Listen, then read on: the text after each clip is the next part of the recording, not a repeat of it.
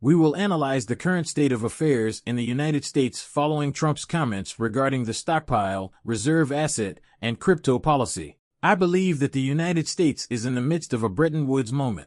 But this time, people, it's about cryptocurrency, not gold. The majority of people are unaware of the recurrence of history. Recall that the United States executed one of the most significant power plays in the history of finance back in 1944. Indeed, the US dollar rose to prominence. The world ran with it, and it was backed by gold, but the rules have altered since then. The United States is now hoarding digital assets in addition to gold and money. The media diverts your attention, yet cryptocurrency is the next strategic reserve. You know what? The governments, institutions, and actual players are putting themselves in their proper places. Are you? Is the question. Press the like button, make sure to subscribe to the channel, and let's analyze everything since this might be the largest financial movement in years. Bitcoin is currently trading at $88,756. Ethereum is trailing at $2,175. And XRP and Amino Lean are trading at $2.50. From 2 to roughly 5%, we are seeing some red overall, but nothing really alarming. That's all right.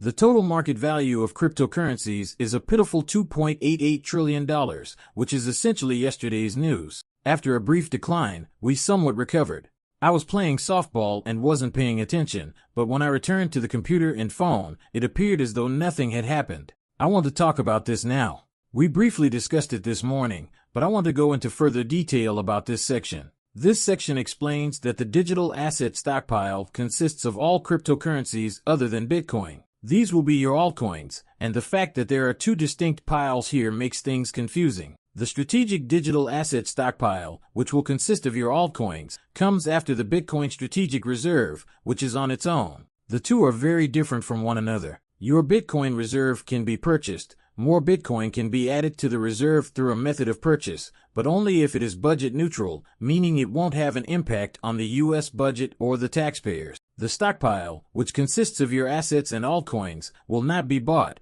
Instead, they will be acquired in different ways. Therefore, there are a lot of distinct stockpiles, reserve baskets, assets, or whatever term we want to use for this. In addition to cryptocurrencies, we have a Bitcoin reserve, which consists of just Bitcoin. What's happening here, then, as we look? Due to the U.S. government's declaration that none of these assets will ever be sold, I therefore ask, just because you say you won't sell, does that mean you won't trade as well? This is a question we don't know the answer to, and only those with access to this information know the answer, since trading and selling are quite different. While trading is utilized as a bartering system, selling is the act of putting something up for sale, asking for a price, and receiving that amount in return, whether it be $1 or $10 million. I approach you and tell you, look, I have 20 Bitcoin in this reserve. To gain gasoline, more gold, or whatever it is, I would like to trade it to you. This situation is very different.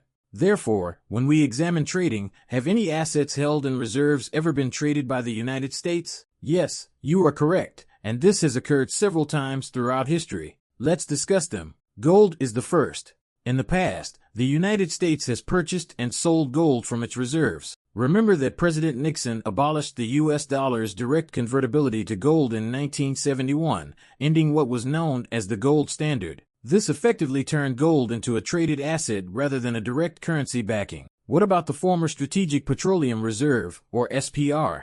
They sold oil at that point, and in response to rising prices, the Biden administration released millions of barrels. The Federal Reserve and the U.S. Treasury are in charge of managing the foreign reserve currencies, and they trade constantly to keep exchange rates stable. What about securities and bonds issued by the government? The Federal Reserve engages in buying and selling to assist keep inflation under control. Let's also discuss land. We have previously sold land. I believe we have also exchanged for land. Gold that is sold or traded. Strategic oil reserves that can be bought, sold, or exchanged. We exchanged foreign currency reserves. We traded U.S. government securities and bonds. We exchanged land. Purchase of Louisiana?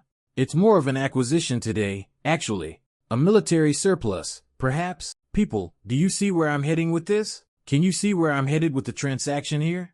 Only the selling has been discussed here, not the trading. What about the Oregon Treaty of 1846? in which the United States exchanged claims for authority over Oregon, Washington, and Idaho with British Canada. What about Guantanamo Bay, where the United States obtained a long-term lease for the Cuban naval facility in 1903? We now discuss Bretton Woods. How is it possible for XRP to experience a Bretton Woods moment? Furthermore, what is meant by a budget-neutral strategy? Since selling would have an impact on taxpayers, they will not do so to maintain a budget-neutral policy. However, it indicates that trades and/or swaps will take place. We need to seek clarification on that. Will there be any trading of Bitcoin?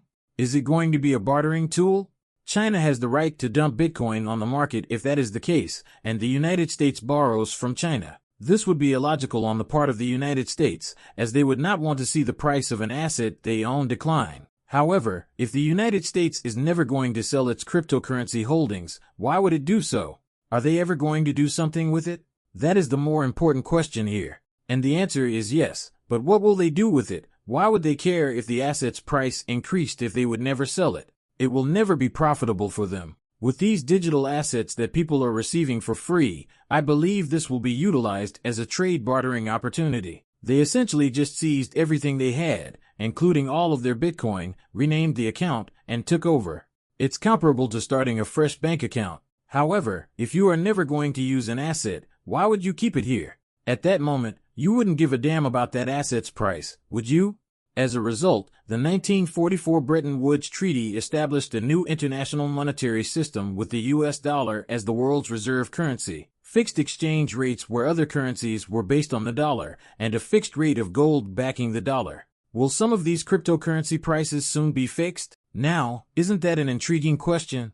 What were Bretton Woods' salient characteristics? As a result, the US dollar was designated as a reserve currency worldwide. Although I'm not claiming that Bitcoin, XRP, or Solana will replace the dollar as the world's reserve currency, they might be utilized as a pegged asset or trading opportunity. A set exchange rate, perhaps? This led to the creation of the World Bank and the IMF. We are aware of the World Bank's and IMF's stance on cryptocurrency, right?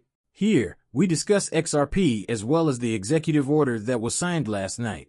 I'm not sure how free fits into this yet, but the US government will be hoarding XRP, which they will be receiving for free. It's either a good or a horrible thing. My first thought is that's a negative thing because when you get something for free, you don't care how much you sell it for since, after all, you're gaining money if you sell it. However, if the government owns XRP, this will boost institutional demand and government adoption, which will incentivize banks and hedge funds to purchase and hold XRP as a digital asset that offers a haven. The pressure on prices increases with demand. If the US government decides to lock up this XRP, this will likewise decrease the market's supply. The price is going to increase if the supply is reduced. Examine the current pricing of these other assets that are not in high demand. Additionally, if the United States acknowledges XRP as a strategic asset, this might hasten its adoption worldwide, particularly by governments and banks. Ripple already collaborates with financial institutions and central banks. The idea that XRP may be utilized for large-scale cross-border settlements is strengthened by this action.